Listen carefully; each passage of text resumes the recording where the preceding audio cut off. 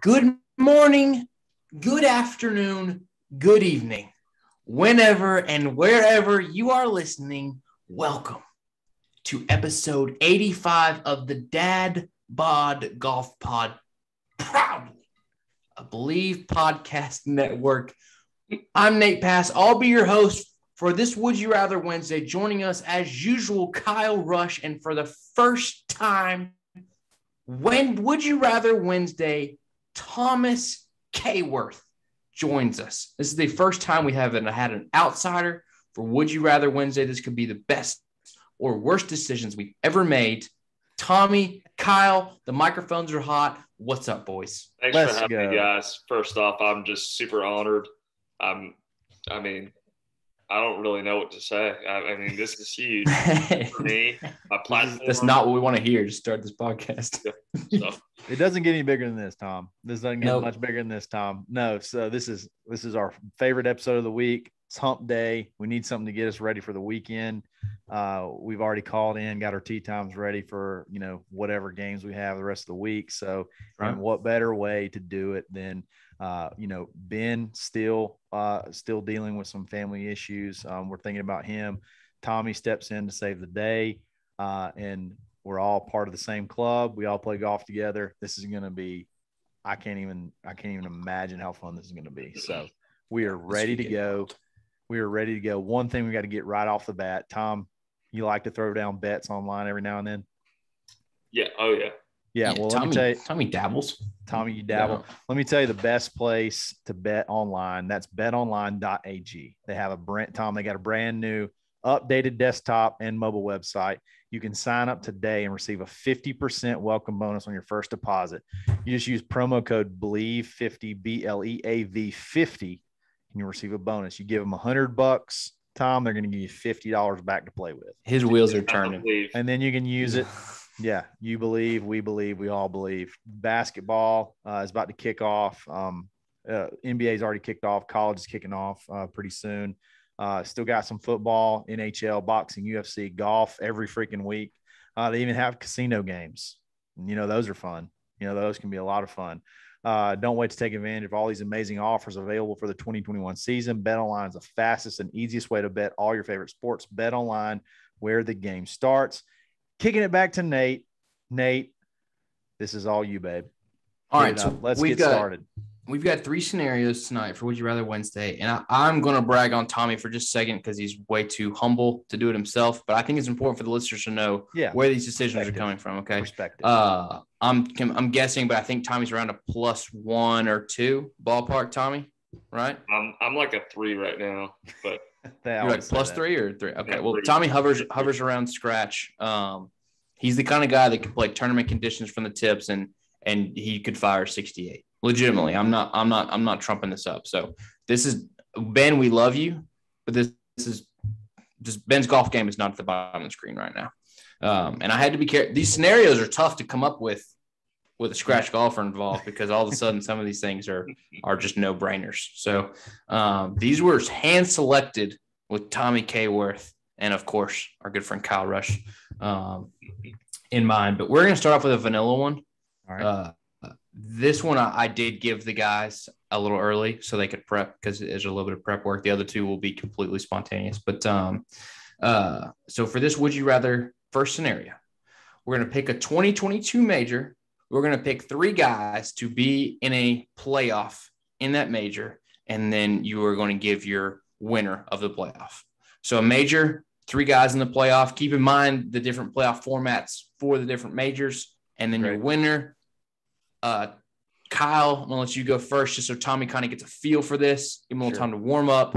Kyle, knock it out of the park. Okay, well, first off, I'm going to go with the Masters because that's just always the most electricity at the Masters. I think I'm going to go – my winner is going to be Rory because I want the Grand Slam to happen. Believe it or not, I chose Rory over Bryson, but I'm going to go with Rory this time. And I think it would be awesome to see him in a playoff with like a DJ and maybe like a John Rahm. Just absolute fireworks. Rory takes him down for the career Grand Slam. Dude's hitting bombs. here's another thing. It'd be good. So Rory likes to hit the fade. They got the playoff on Augusta starts on 18. So who's going to hit the big fade in the fairway? They all three hit them. So it's going to be like bomb, bomb, bomb, all throwing darts. It could be electric. That's the one I want to go with. Rory wins the Grand Slam, taking down John Rahm and Dustin Johnson for the most legendary Masters win of all time. Dang. Wow. Heat. Okay. Throwing out all right. heat. By the way, I'll get more into this on mine, but you're off by one person from what I had. So I'm recalculating in my head right now. But anyway, Tommy, Kyle messed up, so don't follow him. He gave his winner first. So do the major, the three guys. Okay. Gotcha. And the winner. So and it kind of makes sense. Kyle didn't. Yeah, so the British Open's coming back to St. Andrews, the home of golf. So I like Louis Oosthuizen in the playoff, former winner, British Open champion at St. Andrews. I also like John Rahm in the playoff, and I also like Brooks Koepka because he's a grinder. I think the winner there is Louis. Louis, king in second place. Louis plays so good in majors. He knows how to stripe it. He putts pretty good. Short game is amazing. He's played a lot more golf over there than most guys have. Brooks is definitely a close second. But yeah, that's my guy. It's time. So you're saying Rahm finished third in this playoff? Yes. Yeah, wow. Absolutely. Yeah, that's awesome. I would really hope Louis wins one before he gets too old. He is like the career Grand Slam of second places. I mean, too good. He's kind of like a better Lee Westwood. Yeah. Yes. That's a great point. Yes. That's a great I almost wanted to pick Lee Westwood in I almost took the Masters and threw Lee Westwood in there, but his putting is just too terrible. I mean, it's just garbage. And you know what else is terrible is bar fighting, is what I hear. Boo Weekley. Yeah. Boo Weekley beat him over a pool table. I don't know if you heard that. No, I'm right. I've lost I did not. You got to go back and listen to that. If Lee Westwood let me putt for him, he would have 8 majors by now. I agree with that. Tommy is a pretty incredible. I'm trying to sound like a jerk. The rest of my game kind of sucks, but I am a good putter. You put the lights out. I am a good putter. One of the best putters I've ever seen in person. Watch me chip, and you think I'm an 18. So yeah, it's weird. Yeah. Okay, right. So I'm gonna go Masters, and I had Rory winning because I think that would be cool. But my second guy, which I went back and forth on this. First of all, I want DJ and Jordan Spieth in the playoff. 2 guys that have won green jackets, and I want the third guy to be Max Homa. And I want Max Homa to beat the Giants. I want him to slay the Giants, the 2 previous winners, to get his first major at the Masters. I think that would be completely epic because he's truly the underdog.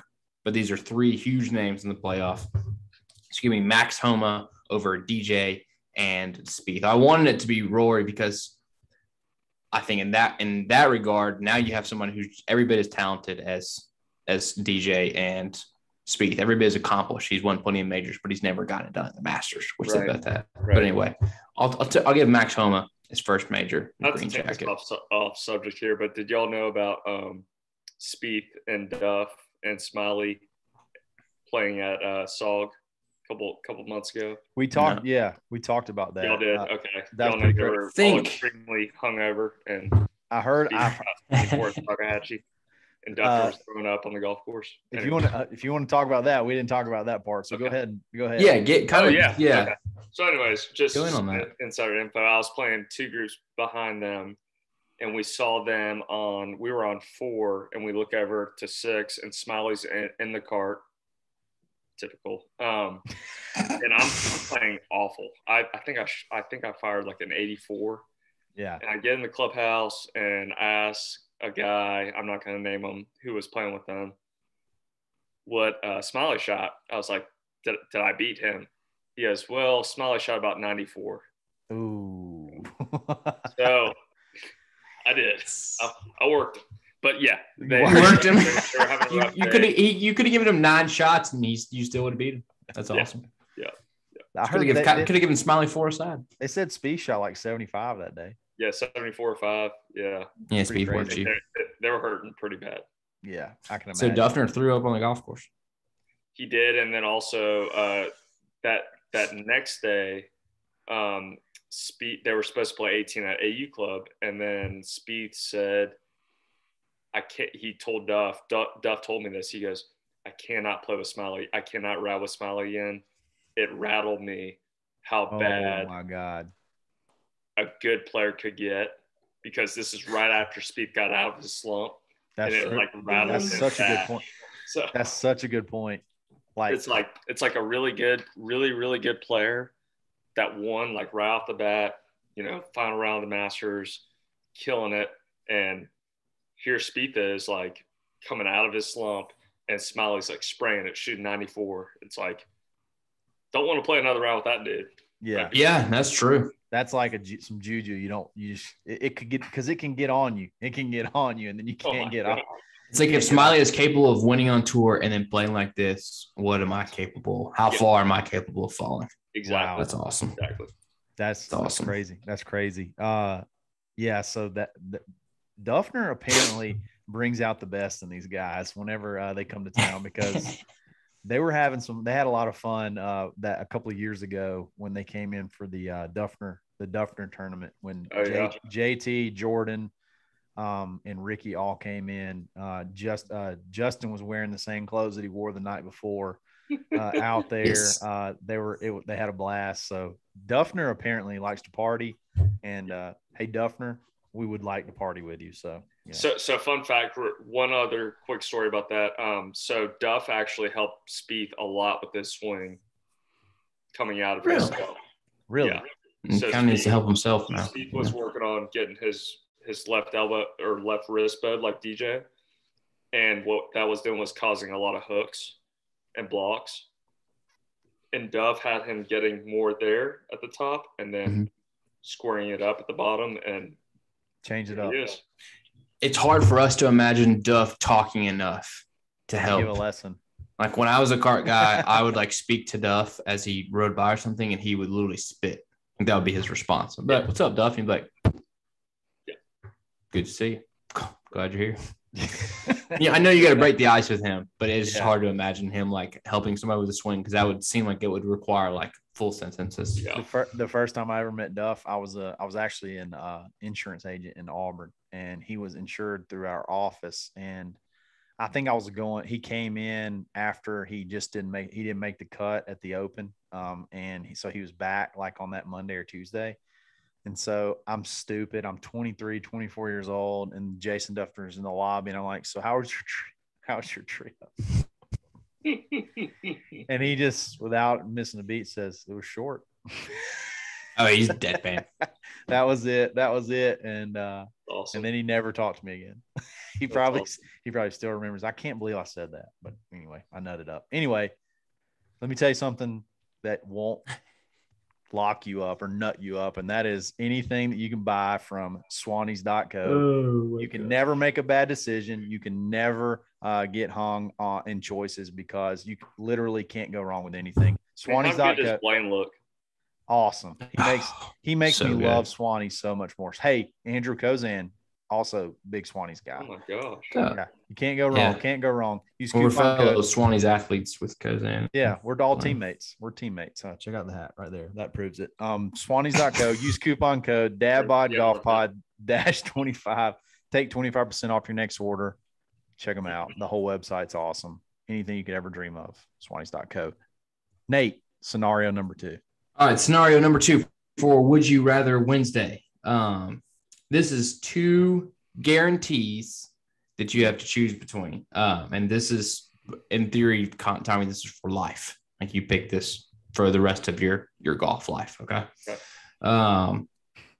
You can either be guaranteed to get up and down out of every single bunker. So every greenside bunker, you might as well you can pick up if you want to. Guaranteed up and down. Yeah. Or guaranteed green and regulation on a par 3 every single time.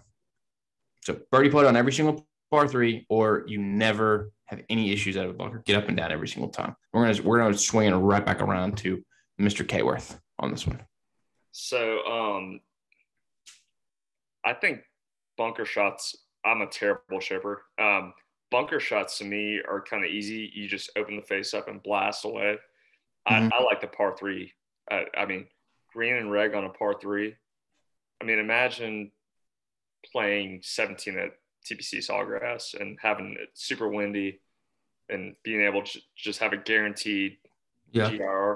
I mean, oh yeah, locked in, easy for me. That's fine.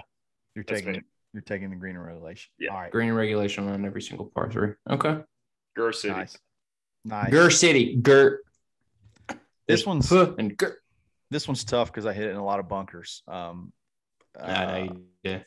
So, but all right. So the courses we play, typically your par 3s are going to be the longest shots you have in the greens in regulations a lot of times. So you're dealing with a lot of wedges, not a lot of long irons, but the par 3s you can be hitting, 6, 7, 8s into these par 3s, and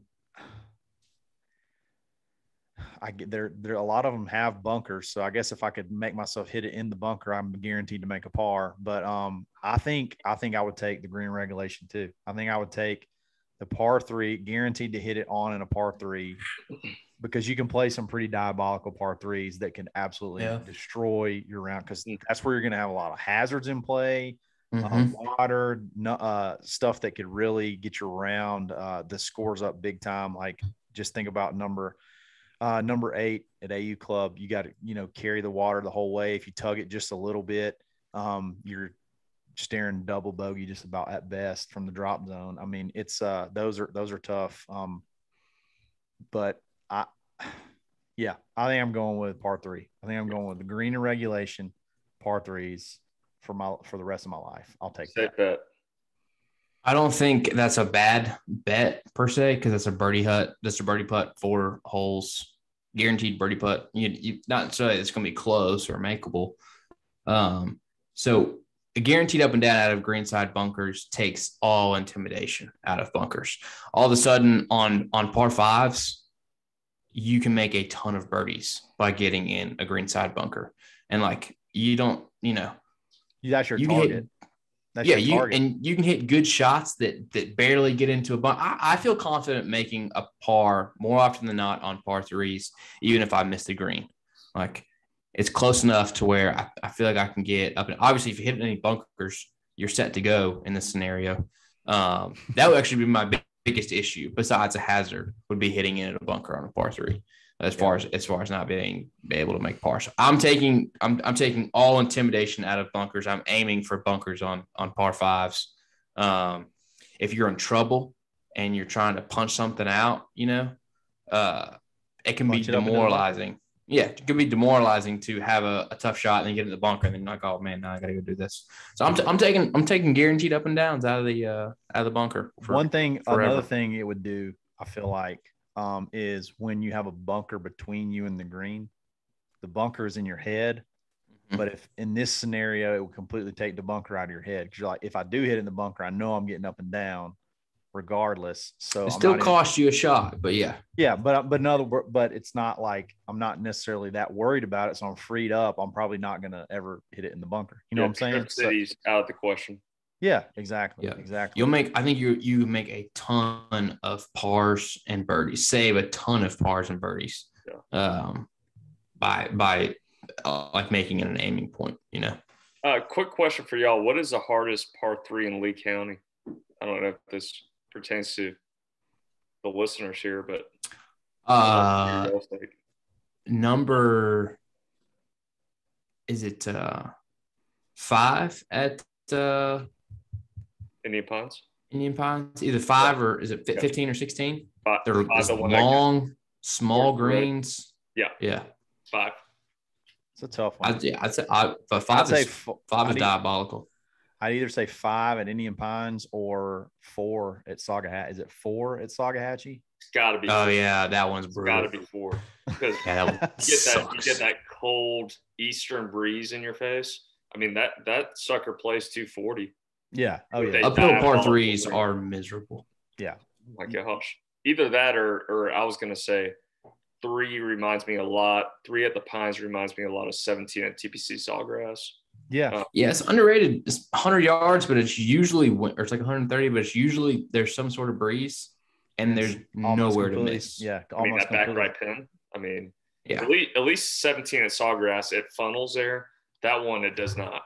And there's no, depending on where you hit it on that green, that's not an easy 2-putt. That's a wacky green too. Yeah, if you hit it, go ahead. No, I was going to, if you hit past halfway in the green, a lot of times it's going to go off the back. Exactly. Like it's impossible. If there's a back pin, there's no way to get close. There's no way to get close. That is a tough hole. That one at Zog though is miserable. Brutal. And if you leave it short, it's such a hard up and down. I mean, it's such a steep slope. Yeah. Back left pin 4 at Saugahatchee. I would put into the wind in the wintertime. I would say tour pros would not terrible. They want your driver. Bunt your driver. Bunt your driver. I have a Russell Henley story at Saugahatchee, but hit it. No, go ahead. No, lock and load, dude. I mean, it's fine. Just let us. I mean, I met Russell the Tiger out today in this course. Go now. Yeah, tell us the Russell story. Give us a Russell story. All right, so it's me and Blaine Barber playing Russell Henley and Grayson Huff, who is now on the Latin American tour, and I'm getting 2 aside, thank God. And I'm playing pretty good. I'm 1 under through 17, and we get to 18. I'm getting a shot on stroking on 18. 18's a straight uphill, 450 yard par 4. I mean, it probably plays 470, 480. It's long, yeah. And I pump a drive down the middle, and I got like 185 with the slope, playing 195. I pull out my 5-iron, and I just pure it. And I'm posing on it, and Blaine goes, "Hey, Russell, how about we take Tommy's shot away, because that's going to be tight." And this is back in COVID when they had the race cups. Right. And so I was kind of laughing, whatever. I knew it was going to be within like 15 feet, but I didn't know like how good it was going to be. And Russell and Blaine pull up to the green, and Grayson, and I hear them all laughing. I'm like, okay, so I must have like airmailed it or done something stupid. And I pull up there, and I see the ball sticking about that far out of the hole. Nah. Oh, no. Nailed it, Russell. And I get up on the green, he goes, "Nice one." Nice little net 1 on 18. Hey, good little 21 there to end. What? Good little 21 there to end. Oh my gosh, it was amazing. That's awesome. That is awesome. Holy cow. That's not as good as that's way better than Kyle's Russell Henley story. But, yeah. My Russell Henley story was, hey, Russell, hey, it's nice. Blaine's like, quit. And then Blaine's like, would you quit harassing tour pros? And I was like, but every time I see him since then, because him and Larry Mize come out to AU Club and practice, and every time I see him, comes up, "Hey, Tommy, what's up, man? Hey, man." He kind of messes with me about 18. He's like, "Yeah, that was a nice eagle on 18, man. We'll see if it ever happens again." Love it. We're big Russell Henley fans. Hopefully we can get him on the pod one day. He stripes it. He's fun to watch, and he's getting better and better. So he's probably going to have a pretty good year. His wedge game is the best I've ever seen. I want to witness. Unreal. I want to witness it in person. I mean, he did not hit a wedge shot outside of this. See, that's the difference. So you think he might take par 3 in regulation? Might be his pick. Yeah. All right. You guys ready for scenario number 3? Sorry. Scenario number 3. Tom, you don't ever have to apologize to us. Okay. Here we go. This is basically you get to either participate in the scenario or just carry on with the normal golf life that you have. Okay. You have a hole-in-one once a year, but you know the day, you know what hole, and nobody is allowed to be there watching. So like just say like, hey, on October 12th on number 2 at AUC, you're going to make a hole in one, but you have to be playing by yourself. Like no one, in order for the scenario to happen, no one gets to be watching. You don't get to film it. There's no Park girls, proof. nothing.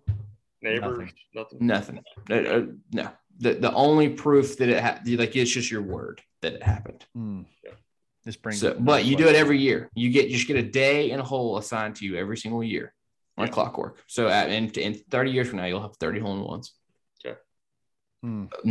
0 witnesses. And which I guess is to say that maybe I'll allow the fact that you could make another one by chance, like just in your normal golf life. Another one. Okay. Yeah. Yeah. Or you can just risk it and hope that you make at least one in your whole life with everybody watching. Yeah. So I'm gonna give this to Kyle first. Wait, hang on. So I'm confused about the scenario. So it's that or what? Or just nothing. You just or nothing. Tell you what, let me make this clear. You make the one hole in one a year, and that's it. There's no other chance of making another hole in one. You make the one hole in one on a year, on your day, on the specific hole. You know it's going to happen. No one gets to watch, or you can just roll the dice and hopefully you make a hole in one just the normal way. All right, sorry. No, you're good. So this kind of brings up another question. So like, do you even get to claim it? Do you even get to claim a hole in one? Because you get to claim it, but you have to deal with people saying like, well, you have to deal with the repercussions of saying like, well, who saw it? Exactly. So you can claim whatever you want to. I think, and this is because I have one hole in one, and it was by myself, walking 9 holes on number 8, and I missed Jimmy by like 5 minutes. And the feeling, the feeling of excitement, but then the feeling, the feeling of somewhat depression that nobody got to see it, and I could experience it with anybody. I think I'm going to just roll the dice. I think I'm going to roll the dice because, and the reason is because I have experienced it, and it's awesome in the moment, but afterwards it's terrible. It's terrible because people want to believe you, but at the same time, like I don't know. I wouldn't. The story is I don't want to. I videoed myself walking from the tee box to the hole, and I was like, this should be enough proof because people ought to know that. I was carrying my clubs too. We all know I'm not much of a walker, so that's a lot of walking to stage it. Walk all the way there, make a pitch mark, put the ball in the hole, then walk all the way back, then video it. But yeah, it's I believe you. I'm not gonna I'm gonna take just rolling the dice. I'm just gonna roll the dice. No, another thing is like knowing the day. That completely takes. That's what I'm saying. I mean, I was trying to suck out all the fun out of a hole in one. Out of a hole in one. But you get it. And you know in your heart, that it happened, and you'll have them, and you'll have a ridiculous number of them. Oh yeah, I mean, so as long as you're alive, you're gonna have one a year for sure. Yeah, go ahead. Exactly. Tommy, what do you think? Right, Tom. First of all, let's. How many hole-in-ones? Do you have any hole-in-ones, Tom? So I have 3 on a par 3 course growing up. So I don't know if you call that a hole-in-one or not. I can count it as one. It counts to me. Me and my 2 other brothers had a hole-in-one on the same hole in the same month, and our paper did like a special on it. That's pretty cool. That's pretty cool. You have a net one on 18. Yeah. Congratulations about that. That's pretty cool. Live net. See if it'll ever happen again. Or triple under par. But yeah, I think to me it's like the best of both worlds. So I'm gonna take the hole in one. Wow. Oh wow. So the reason why is it gives me personal, like, I just get pumped. Satisfaction. Yeah. Like it feels great. Like, I'm had a hole in one, but I don't have to buy people drinks if they don't if they don't believe me. It's the affordable route. And sorry, I mean, oh, you have a hole 1 on 2. Well, sorry, man. That whiskey Coke is not yours. Buy your own beer. I'm gonna have it myself. That's yeah. What a great take. What a great take. Awesome reason. Awesome. I almost makes me rethink mine. But yeah, that's awesome. So you dodge the bar tab. Dodge the bar tab, but you still get the satisfaction of that big old, just that one. Just you don't need anybody else's. You had your hole in one. And honestly, sometimes it's just you in the course and no one else, and it's just peaceful, and that ball goes in the hole. I don't care what other people think. It's like you're damn right, Tommy. I got a hole in one every year. Daggum, every year. Sucker. Yeah. 30 years. So I hope you're playing golf longer than 30 years, Tommy. You're like Tommy, 27. For whatever reason, that just fired me up. You just got jacked. That's pretty epic. I just got absolutely jacked So I imagine it like misty, kind of early morning on like a Saturday. Yeah. It's maybe 9:30. We teed off super early in like the summer, maybe springtime. Yeah. May. And like Last of the Mohicans is playing in the background. The Last of the Mohicans is playing in the background. And we're on 8, and there's no wind, and I just pure 7-iron from like 168, and beautiful. Kobe it just straight in. So in this scenario, you just want to on the fly. Oh, it's fly. Yeah, it's fly on the fly. Yeah, love it. Done. You don't want to bounce and roll. You don't want to hit the stick. And then, that's it. That is awesome. You want to talk about painting a picture? God, I feel like I'm there. I feel like I just lived it. Except I wouldn't be able to see you do it because I wouldn't be allowed to. But hey, if he told the story about it afterwards, holy crap, I would believe it because I would feel like I was there. And like, is this a scenario? And I didn't think this far. But like, you get to 7, and you're like, all right, everybody, just sit here. And I'll call you when I'm done pulling the ball out of the hole. And then they just have to they're like 200 yards away. That your buddies are like right there. Great scenario. Yeah. Yeah. Okay. The other thing is too, like, I really don't want to hear about like what Wayne Bolt has to say about me may or may not making a hole in one. Like, if I make a hole in one, I'm making a hole in one, Right. It's like, like who cares what KG says, Yeah, speaking of wow, I'm just kidding. Just throwing Wayne Bolt and KG. Oh, okay. Right. So, Nate, quick. Who cares what JJ Arminio has to say? I mean, bingo. True. Who cares? Who cares? We can totally get behind that. JJ and his little stash this month. Yeah. All right. I lost my train of thought. I was thinking about JJ's stash. What's your all right. So. I've witnessed. I don't have any hole in ones. I've witnessed one on 8 at AUC, and it was one of the coolest moments I've ever had on the golf course. And the only part of it I had was just being there.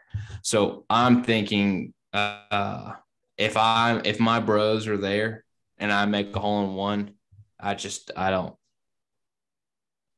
think that'd be I'm gonna take my chances with my homies being there watching. Doesn't get any better. It just doesn't get any better. Yeah, it was as cool. It was surreal. Like, everybody just went like silent for a couple seconds. Nobody knew what to say. So give me, and I may never make a hole in one. I know some great players who don't have any. And the thing is, I got my uncle's like a 25 handicap, and he's got 2. So, yeah, give me chances to make it.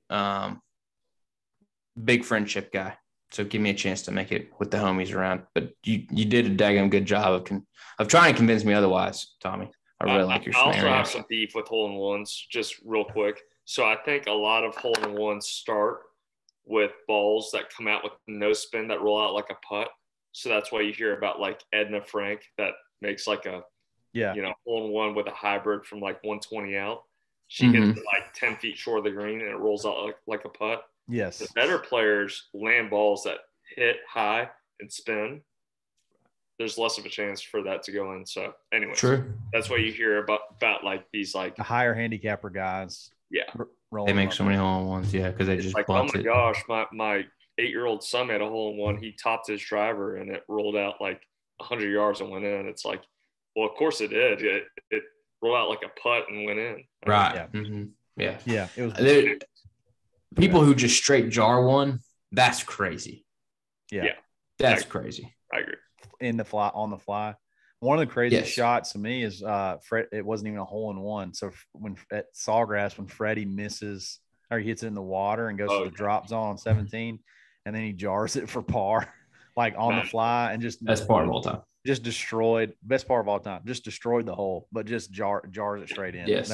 That's there's nothing better. It's his fun. His reaction just it's fun to watch. Not even a hole in one. It's fun to watch any ball just go straight in the hole. It doesn't. It could be from 100 yards out in the fairway. It doesn't matter. It's just that's such a cool. And the noise. It just goes, whack. Yeah, can't beat it.